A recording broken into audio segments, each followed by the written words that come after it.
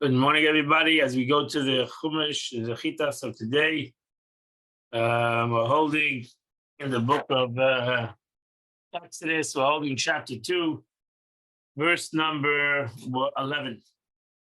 And it was in those days, it was in that time. Moshe grew up. And he went down to his brothers. And he saw in their burdens. Then he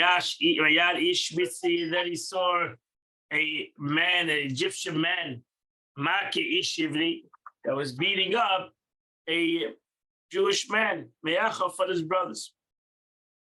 Rashi says, was not already written that the child grew up.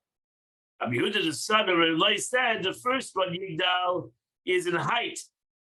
The second one is in greatness. He became, because Pharaoh appointed him over his house. Moshe Rabbeinu, Moshe became like Yosef. He became the leader of the house. What does it mean by Yabis of Laisam? He directed his eyes and his hearts to be distressed over them. Moshe Rabbeinu, even though he was a big person in Mitzrayim, he took an interest in what's happening with the Jews. Ish Mitzi, he was a taskmaster appointed over the Jews, the Israelites officer. He would wake them up on the rooster when the rooster crowed. He called them to their work. Maki Ish Ivri. He was lashing and driving him. And he, the Hebrew man, was the husband. The Medrash says that this man was married to Shalomit, the daughter of Dibri, who was mentioned later in the Torah in Leviticus. And he, the taskmaster, laid eyes on her. So what do? He would wake this guy up early in the morning, and woke him up at night and took him out of his house and tell him to go to work. And then he would return and enter the house and was intimate with his wife. Those days there was no electricity, it's pitch dark. While she thought that it was her husband. The man returned home and became aware of this matter. When the Egyptians saw that he became aware of this matter, so he started to beat him. Wanted to get rid of him. Verse 12, this Egypt, Moshe Rabbeinu turned here and there. And he saw there's no person around. And he struck the Egyptian, killed him. Rashi says, what happened over here? What means he turned here and there? He saw that this Egyptian had done to him in the house and what he had done to him in the field. He looked over here, what's happening, and he was an adulteress. Not an adulterer, a raper. So he realized this man is an evil person. So he saw what he's doing he saw what he did in the house. Moshe Rabbeinu was a prophet. Saw what he did in the house. He saw what he did in the field. But according to the simple meaning, it is to be interpreted according to apparent meaning. He looked all directions. He saw no one had seen him slay an Egyptian. Again, you should know that this Klali Rashi, the general rules of Rashi, when Rashi says a simple meaning after his first interpretation, it means that the simple meaning is not so simple. And really, the first interpretation is closer to the simple meaning. Because if the simple meaning is closer to the word, he would have said a simple meaning first. So he says the first interpretation, which he feels that it's closer to the meaning of the verse. And then he says, go to the simple meaning. If you want to go to the simple meaning, it's a simple meaning. What do you mean? Another interpretation here, Rashi gives a medrash. Rashi says he saw that no man destined descended from him would become a prophet. He saw that no Jew would come out of this guy. So he saw that he's an evil person. Nothing good is coming out of him, and that's why he killed him. Verse number 13, he went out on the second day. And there he met two Jews that are fighting. He said to the wicked one, why you strike me, friend? So Rashi says, who are these two people? The Medrash says this was Dasan and Aviram. These are famous guys that are going to be here until the story of Kairach. And that's where they die, in Kairach, many, many years later. So he met these two guys, Dasan and Aviram. They were ones who were saved from the man, some of the man. They later mentioned that when the Moshe Rabbeinu told them to get rid of the man, they Dafka left out. These two guys are known throughout Moshe Rabbeinu's story. Natzim and Rivim, they were fighting. Lama Sakarecha, he told them, why are you striking one another? Although he had not struck, they didn't touch him. They didn't touch Dasan, they were fighting, but one of them picked up his hand. And the Moshe Rabbeinu already called him wicked. The Reyacha, your friend, he's wicked like you. Verse 14, Vayemer. So they said, "Mi sam chalish." Who made you a man? Who made you the man? This was Yishno Dasan Aviram had a problem with Moshe Rabbeinu all through his leadership. Mi sam is the same, and they had the same problem. Mi sam chalish. Who made you, Knaka? Sar Shefet, a judge over us. Who made you? You were voted in. You plan to slay us. You plan to kill us like you killed the Mitzri. Vayira Moshe, and Moshe became frightened. Vayema, and he said, the matter has become known. This is a very interesting pasuk, and there's many interpretations. Verse, let's see how Rashi interprets the verse. Misam Chalish, you're still a youth, you're still a young guy. So the question is, how did Moshe Rabbeinu kill him? Moshe took a knife and stabbed the guy. So here you see how Moshe Rabbeinu killed him. He says, do you say to slay me? From here we learn that he killed the Mitzri with God's name. He said God's name, and the Mitzri Pasha turned to nothing. Vayira, Moshe Rabbeinu became frightened. Kipshute. That's where you see Rashi. Pasha became frightened. Kipshute. That's a simple meaning. Pasha became frightened. That Moshe was afraid that the Pharaoh would kill him. That now you see where Rashi says the Pashat to the Pashat. You don't have to go far to explain what means Vayira. He became frightened. He was a fighter. Now that it's known that he killed the Mitzri, so the Pharaoh is self-understood, going to get angry that somebody killed his taskmaster. Now the second part, Medrash, it's interpreted to mean that it was worried. Vayira, he said, wow, look what's happening over here. Not only are the Egyptians wicked, the Jews are wicked. So he became distressed. It was probably because he's a wicked man. Informers, he knew that they're going to go tell him. That's the worst thing to inform on a Jew, to the Pharaoh. He said so perhaps they, Israelites, do not deserve to be redeemed. They're a bunch of informers, wicked people. Maybe they don't deserve. Again, to be interpreted of Kamashma. Rashi again goes, the simple meaning is a simple meaning. That they felt that Moshe Rabbeinu was afraid that it would be known. It would be known. And that's what Moshe Rabbeinu was afraid. The simple meaning. Then Rashi goes to the interpretation. Interpretation is Medrash. The Medrash says, something became known to me. The matter I was wondering about, why were the Israelites are considered more sinful than all the 70 nations? Why are they suffering so much in the world? He's subjected to back. So Moshe Rabbeinu said, I was wondering, why did this happen? Now I see. Jewish people, God expect them to be special people. And look at they have Dasan of Aviram, they have evil people in their midst. Ultimately, Vayishma Pari heard of the story. And he wanted to kill Moshe. He wanted Moshe to go, Moshe's judgment. So Vayivrach Moshe Mipnei Pari. All the situation came, his glory and his success came to an end pretty quickly. He had to run away.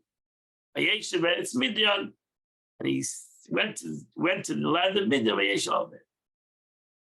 Rashi said, "Vayishma Par." How did Par find out?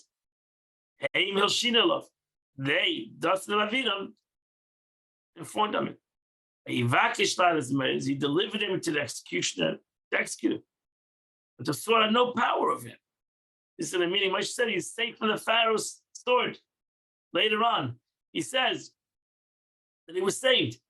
The Medrash says his neck turned into like a block of stone. So they couldn't kill him. So they think what to do with him. So he ran away. And Yeshiva is Nira. He tarried there like Jacob dwelt. Yeshiva Be'er. It's an expression sitting. He learned from Jacob, who met his mate at a well. Comment of the statement, he stayed there in the land of Midian, does not appear in some editions. Rashi different closed it with, that's what it's in parentheses. You know that Moshe Rabbeinu leaves Mitzrayim. He's a young guy. He's not an older person. He's 17, 18 years old. And Vayeshev al Be'er, the story of him coming to Midian, he's 75 years old. So we are missing a gap of 60 years. That's what you have to go to the Medrash to know what Moshe Rabbeinu did from the time he left Mitzrayim, which I think he was a teenager, and he came to the Be'er in Midian, he was 75 years old. So look exactly up. There's a 60-year gap where the Torah doesn't say where Moshe Rabbeinu is something. There was a Medrash, he was a king in Ethiopia.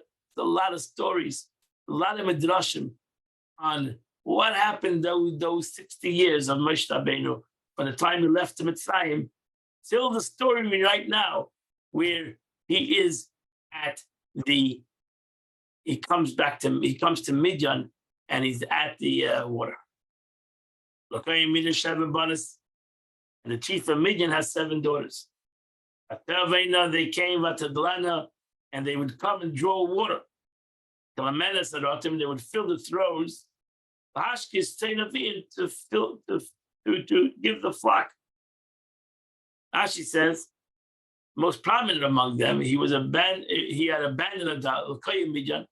At that time, Yisrael was a chief in Midian. But he suddenly decided to walk away from all this kind of stuff.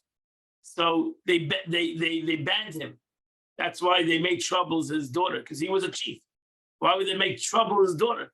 But he became an outcast because he started to talk against idol worship, and that was something that the people were not interested. Pools of water, running water. That's why the verse 17. Other shepherds came. Chased them away. Chased these girls away.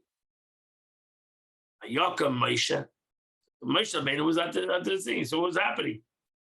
That these girls came. They were taking water. Comes a bunch of group of things that chase them away. He said, no. Moshe Rabbeinu stopped the situation. And he said, no, not justice. You can't do that. Because of the ban. So they chased him away. So you cannot be here. And Moshe Rabbeinu stopped. They came back home to Ruel. Over here, Yisra is called Ruel. I know we know Yisra had 7 names. He said, wow, you came back home early. Usually you come back late because they're chasing you away. You have to go back. What are you doing here so early? So they said, Ishmael said, oh, there was an Egyptian man there today. That helped us from the hands of the shepherds. Not only did he help us to save us, the shepherds, he helped us draw the water. He gave water to the sheep. Great help. So he says to his daughter, so where is he? Why'd you leave him? Why'd you leave him? Go back there. Call him over. Let's invite him to the house.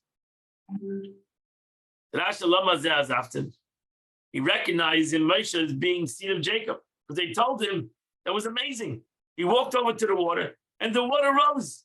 Yisrael, Ruel over here knew about the Jewish people because that's how Yaakov.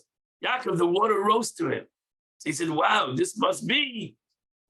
Yisrael had to run away from Egypt. Also, he was also a fugitive because he didn't. When the Pharaoh asked about putting the Jews into slavery, Yisrael, who was one of his main advisors, was silent. Now Yisrael actually said, "Not, don't do it." So Yisrael responded negatively. So the Pharaoh threw him away, told him to leave. So now, when he heard, but he knew about the Jewish people, and that's why he was against the slavery. But when he heard that Moshe Rabbeinu, the water rose to him, he knew that he was part of the Jewish nation. What means to eat bread? Again, since he was excommunicated, he had these 7 daughters. Nobody was marrying into the family. So really what he meant was, bring him here, maybe he'll marry one of you. Maybe he's such a great guy. Maybe he'll marry one of you. That's the bread that he ate. So you see that the concept of lechem is also the concept of a wife. That's what happened. Moshe consented to stay with the man. He was a fugitive. And he gave him Tzipora. So Yisrael gave him his daughter. But Moshe gave him his daughter. But Yoel, Rashi says, like the Targum says, Tivi, and it's similar to find a Hoyel means to lodge. Expression of another, but behold, the simple meaning of Yoel means he lodged, he stayed there. And this is important. The Medrash interprets by Yoel is such an oath, an oath, that he made Moshe Rabbeinu swear that he would not leave Midian. Because he knew he's a Jew, and maybe he want to go back to Mitzrayim. So therefore, he didn't want him to leave. He told him, "Listen, I'm making an oath that you're not. The only reason I'm going to give you right to marry my daughter is if you stay in Midian." That's why Moshe Rabbeinu later has to ask him permission. Taylor Ben, they had a son, Vayikra Shmei Gershom. Moshe Rabbeinu called his first son Gershom. Yama Geira Yisi Beres Noch, because he said, "I was a stranger in a foreign land." Gershom, I am a stranger there. And then many days passed. Yamas Melech Mitzrayim, and the king of Egypt died. And the children of Egypt sighed from their labor. And they called out, and their cry ascended to God, and Aveda for all their slavery. The Rashi says the Moshe Rabbeinu sojourned in Midian, the king of Egypt died, and the Jews required salvation. And Moshe was pasturing, and he was busy. He became a shepherd. So therefore, the Torah, that's the whole situation. Moshe Rabbeinu is busy with the Jews. That's why suddenly comes in. The angel says, "Enough, enough. Time for you to go back to Mitzrayim. I know that you ran away. You're supposed to be the redeemer of the Jewish people. Start to get to work." He's already now 80 years old. So suddenly, section of dealing with the king's affliction and the dealing of Moshe pastry, the two things come together. So the Rashi said, "Yomaz Melech Mitzrayim" doesn't mean that the Melech Mitzrayim actually died. What happened was he was stricken with Seiras. And that's what happened. What happened was suddenly the Melech Mitzrayim was like dead. He was stricken with Seiras. And the Egyptian doctors came up with an idea that he had to bathe in blood. So he would shech a bunch of kids, Jewish kids, every day to bathe in their blood. And that's what happened over here. That's why they sighed. The Jewish people said, "Look at the tzar we are going through. That every day this king is bathing in the blood of Jewish children." And the Eibishter heard their cry. And God remembered the covenant of Abraham, Isaac, and Jacob. Because of their cry, people groaning, as Prisay Avram, Im Avram, we made with Avram. Ayad Elikim is Bnei Yisrael, and God saw the children of Israel. Ayad Elikim, and God knew. What does that mean? So here you learn Chassidus. Rashi said, what's das? Das is Nastan Leva. Das is connection. The Eibushter God made, so to say, a connection. Not only saw it, but he made a connection. Ayad Elikim, God knew, he made a connection with the situation. And that completes the Chumash for today.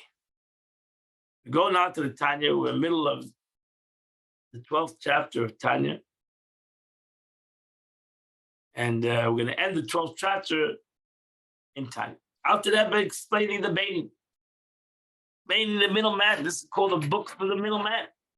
After that is explaining the middleman is judged, means he's controlled. Not controlled, it means he has two entities that are fighting over. He's controlled by his godly soul. That's a baby. He's controlled by his godly soul. He's controlled by his good. The good is not allowing the negative to take control. But the problem is that the negative is in constant motion. When he's davening, the Alter Rebbe says, when the baby is in the mode of prayer, he's in an inspired moment, for whatever time, the baby is in an inspired situation. So then the animalistic soul has moved away, so to say. He's like sleeping. He says, come on, wake me up when you're done. And the second the baby is finished davening, he's finished his inspiration, he's back to his regular mode. So the animalistic soul says, okay, my time.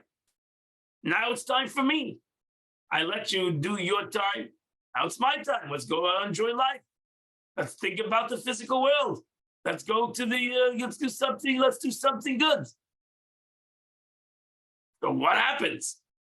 The godly soul needs to fight against it. So the Alter Rebbe says, the godly soul can win. How can the godly soul can win over my animalistic soul? Is because there's still left over some aspect of that emotional journey that I had by davening, or when I did the mitzvah, when I'm learning Torah. I create this bond with my godly soul, with God. And now it's that little residue, the impression, gives my godly soul the capability to tell my animalistic soul, no. We're going to go deal with the world. We're going to go and enjoy the world. We're going to do it all l'shem shamayim. But we're not going to do it just because you want to enjoy life. We're going to do everything l'shem shamayim. We're going to go work. We're going to go do Aveda. We're going to go get involved in the world. But it's all going to be l'shem shamayim. It's all going to be for the sake of heaven. We're going to have a godly purpose. We're not going to lose focus on our journey. We're not going to lose focus on why my neshama came to the world, to affect the world. So I am not going to give you into you. I'm going to go to get involved in the world, but I'm never going to lose focus on who I am and what I'm here for. That's what Alter Rebbe says. However, the impression retained his mind from his mediation, prayer on God's greatness. The Yiras Hashem and this natural love and fear of God hidden in the right part of his heart enables him to prevail, and to dominate the evil. That has cravings. The truth is, you should realize, in essence, that we have all cravings. We have cravings. Whether it's cravings to evil things, people that have addictions, and they know it's an addiction to an evil thing. We all have different kind of cravings. We have cravings to our ego. We have cravings to our desires. We have cravings to our nature, natural, our evil evil emotional traits, whether it's ego, victory, severity, whatever you mean. I'm creative, like we say. You're a stubborn nation. So we all have stubbornness for certain things. And we have sometimes stubbornness for negative things. We need to overcome that stubbornness. And our godly soul has the capability, if we're on the level of a Beinoni, to overcome that stubbornness. That he shouldn't have my negativity, shouldn't have supremacy and dominion over my city. I'm not going to allow it, even though I'm now left davening. I'm in the world, which the animals themselves understand. This is my territory. That's why it's difficult, because the animals also, this is my territory. When you were in shul, I walked away. Now this is my territory. And the godly soul says, fine, not ultimately your territory, because my godly soul gives me the capability that every part of my life, whether it's the spiritual part of my life or whether it's the mundane part of my life, it should all be connected to godliness. It should all be connected to my godly soul. My godly soul doesn't want to go to sleep in the jar of the day. Oh, when I go to shul, I daven, or when I open up a chumash, when I'm learning, now my godly soul is in focus. But now, done. Now let's go to the world. We'll wake you up for mincha time. We'll wake you up for the class. Your godly soul says, no, my friend, I want to be involved 24/7. I'm not going to sleep. I want to be involved with you a whole day. But your godly soul says, I want to be involved with your thoughts. I don't want you to think anything evil. Forget about doing evil. I don't want you to think evil.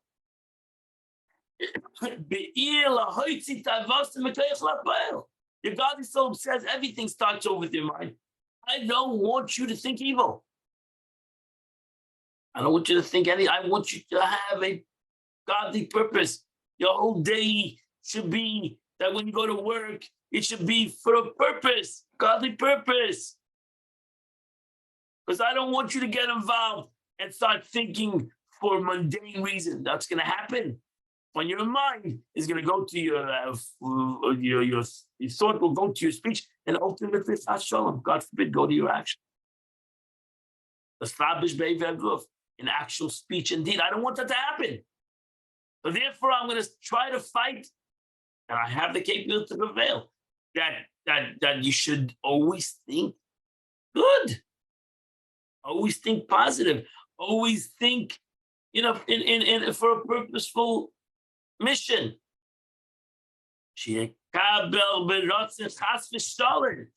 That's the second level. That if I have suddenly an evil thought, I saw something or somebody came to me and suddenly I have an evil thought. But I'm not going to accept, because I'm a baby, so I have the capability of an evil thought.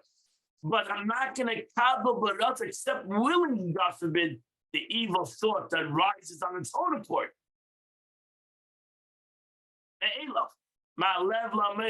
Because the Beinoni, this evil thought arises. Again, we're not talking with a Beinoni, we're not talking about evil thought over here as a guy says, I'm going to think about killing somebody. You should have realized that. Evil thought means not for godliness is evil. To realize that. And to understand that. Ra means it comes from klippa. Ra means something that comes from something that hides God. Now, something that hides God could be many things. It could be an evil thought, I want to kill somebody. And that hides God, it really hides God. Or like, that has nothing to do with God. Nothing to do with God is also klippa. That's klippa. Klippa is a covering, and that's ra. Stand. So klippa is a covering which is negative. Why? Because it's not a positive. It's not a positive, it's a negative. Because a positive means I'm focused. A positive means There's an agenda. There's a purpose. So the Yetzer Hara, the Yetzer Hara, my evil inclination wants me to do nothing. Does do nothing, because he knows nothingness will come to the next step. So first, does do nothing. I'm not telling you not to do something godly. I'm telling you to do nothing. You're not doing negative. Do nothing. That's already a covering. Nothing is a covering. Is a clipper. Because what's godly is oil. That's why you see Chassidus divides between godly and ungodly. Godly is called oil, light. Torah oil. Iner mitzvah with Torah oil.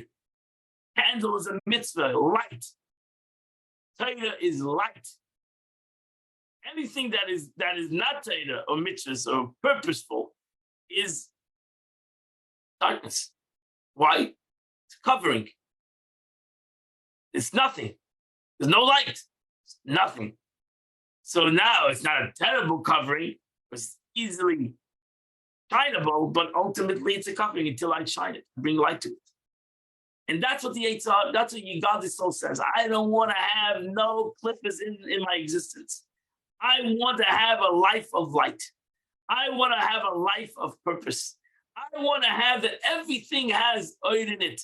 Everything has light in it. Everything has a purpose in it. Everything has godliness in it. Everything has good in it, etc. But automatically, my Nefesh Bahamas says, no. Why everything needs to be godly? That's nothing. Let's do nothing. So evil thought can occur to him voluntarily. Because the evil in his heart craves evil. Nothing. My Yetzer Hara says, I want to have nothing. I want clippers. I love clippers. That's why it's called clippers. I love coverings.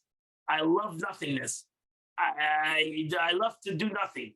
Just relax. I love to do nothing. It's important existence in my because nothing, as I said, nothingness brings to madness.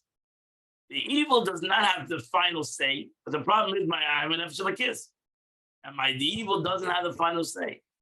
What will let his mind accept willingly? That's the problem. The second, I let my mind accept it, well, maybe I deserve to do nothing. Maybe I deserve to have nothingness in my life. Metaito. The Bainly conscious mind is dominated by divine. So the God says, no.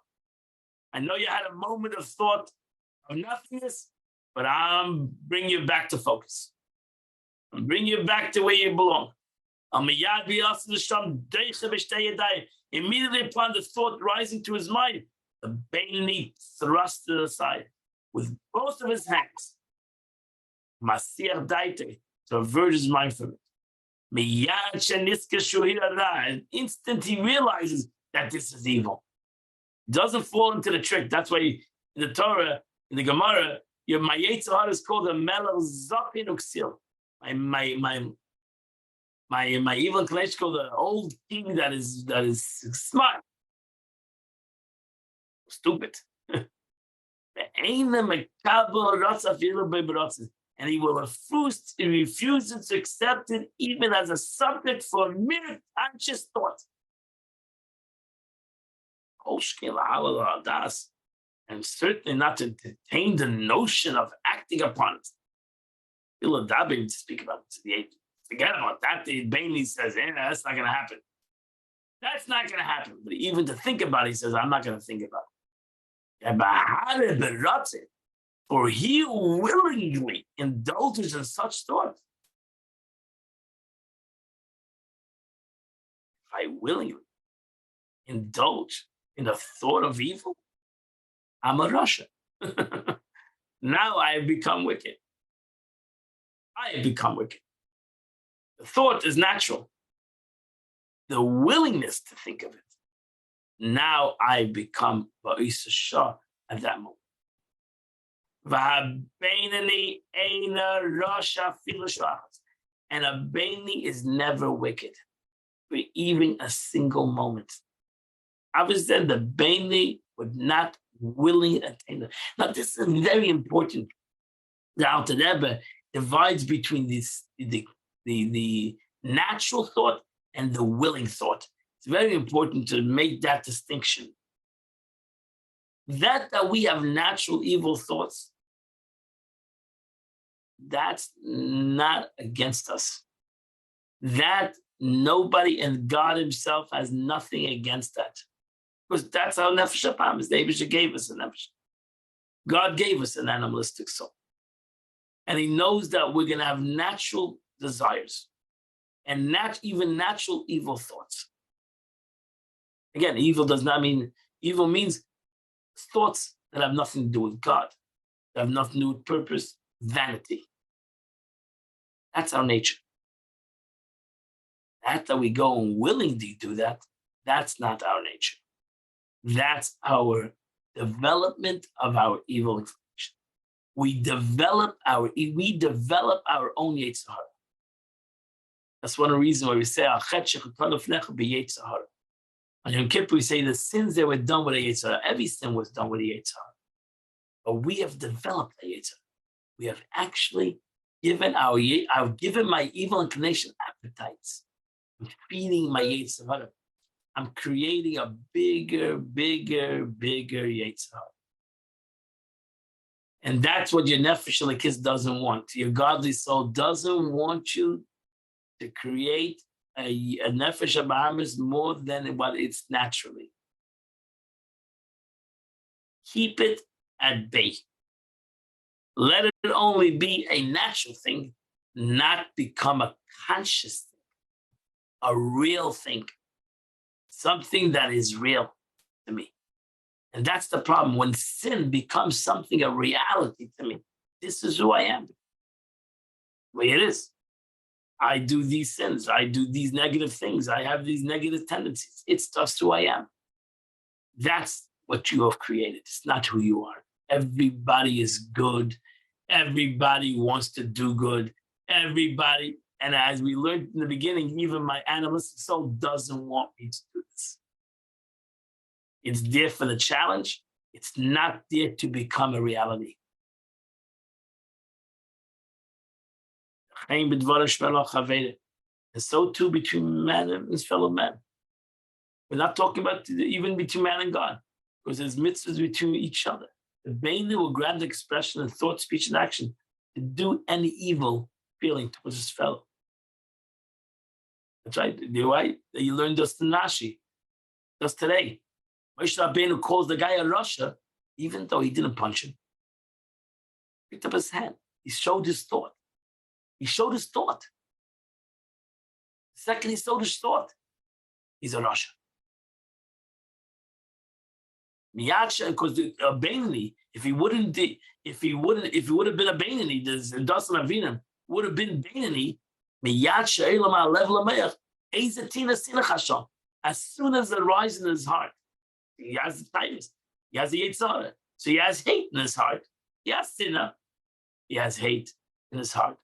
The second it comes up for his heart to hate somebody, bingo, he pushes it away. Or he's a kinna. He has any jealousy. We all have jealousy. Or kas, anger. Or kipedi, he has a grudge against somebody else. He just doesn't accept it. I know I have jealousy. I know I have hate. I know I have all these evil tendencies. It's not happening. It's not happening. He bars them from his mind and doesn't. That's it. You imagine, you understand? You imagine such a thing? That's mind over matter. The second he gets angry at somebody, he controls it, pushes it away. On the contrary, his mind will prevail over and dominate the feeling of its heart. To do the exact opposite. Right? The heart tells him I have a grudge. I have the right to have a grudge. I have the right to respond in a negative way. I'm fully right. But it's not going to happen. And not only it's not going to happen, I'm going to do the total opposite. I'm going to snag him. I'm going to conduct myself to this fellow who I am jealous of, I anger of, I grudge of. I am going to do the total opposite. I'm going to show him kindness. A proposed quality of severity where hatred and anger originates. To display towards his fellow a disproportionate love. In a suffering for him in the first extreme. That is the way we change ourselves. That's the way we change ourselves. That if we can show, this is the test. If I can transform myself, which again, I might have the right, the grudge and the anger, but I'm going to show the opposite. And not to provoke any anger, God forbid, or take revenge in any kind, God forbid, even without anger. On the contrary, to repay an offender with favor. And the Zohar writes, to learn an example from Yosef, how he dealt with his brothers. He transformed every negative that they did into positive.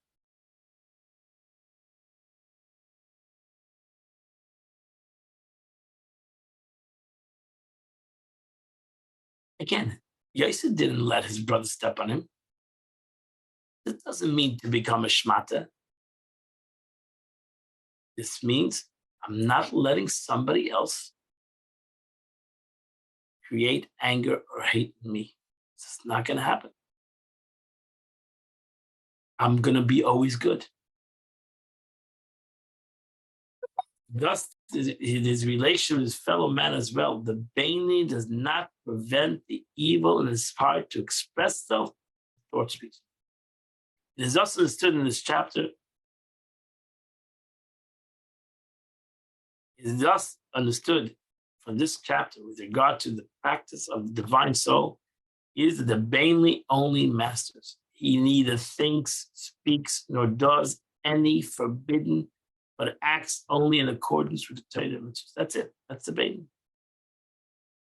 As regard to his essence, however, who he really is, his intellect and emotion, he has another master. There's another guy there, maybe.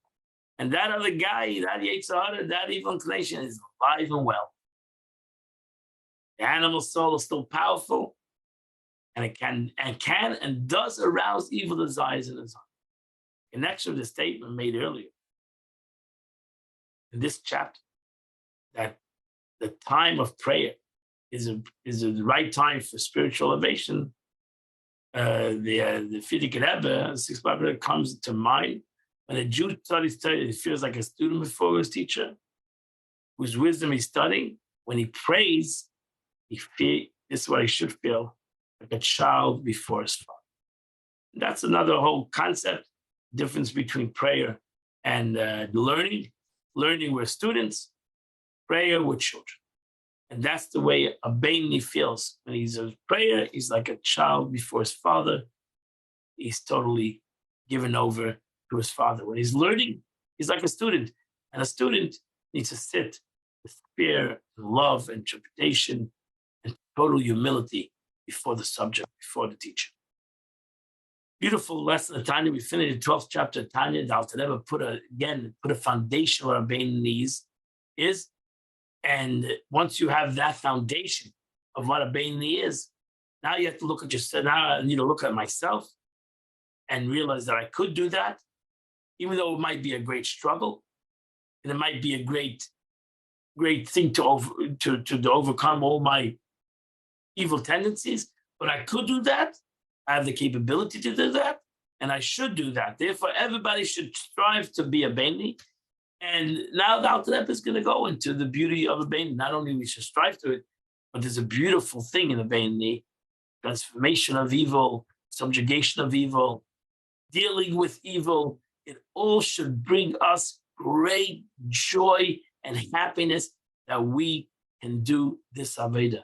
We should, this service in our life, that we can overcome our evil, subjugate our evil, use our evil, etc., etc., etc.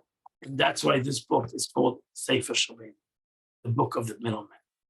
Today is the 70th day of the month, which is chapter 83 to 87. You do chapter 83 to 87, you do the chitas of the day. I wish you all a great day, and we'll see you all tomorrow. Continue to learn the chitas.